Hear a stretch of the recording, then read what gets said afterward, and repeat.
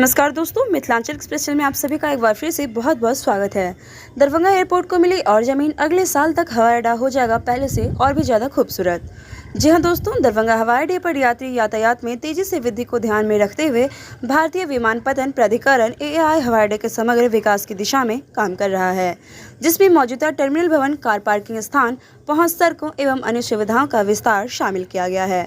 रक्षा मंत्रालय की ओर से एयरपोर्ट अथॉरिटी ऑफ इंडिया को 2.42 एकड़ जमीन सौंपने के बाद टर्मिनल भवन और सहायक संरचनाओं के विस्तार के लिए एक विस्तृत परियोजना रिपोर्ट (डीपीआर) तैयार की गई और निर्माण कार्य को पूरा करने के लिए बोली हुई प्रक्रिया शुरू कर दी गई है।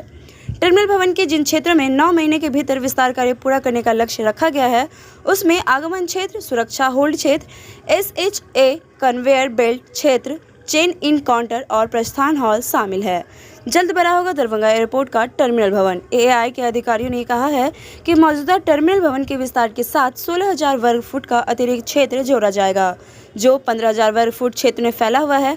पीक आवर के दौरान SHA में 200 यात्रियों की मौजूदा क्षमता बहुत आवश्यक विस्तार के साथ दोगुनी से अधिक होगी। अधिकारियों ने कहा कि एक्सरे बैगेज मशीन और कन्वेयर बेल्ट क्षेत्र के साथ अलग आगमन और प्रस्थान हॉल होगा। तो दोस्तों, ये था हमारा आज का रिपोर्ट और इसी के साथ हम लेंगे आपसे विदा। 7 नंबर की लोकल खबरें दरभंगा एयरपोर्ट से जुड़े रहने के लिए आप हमारे चैनल के साथ बने रहें।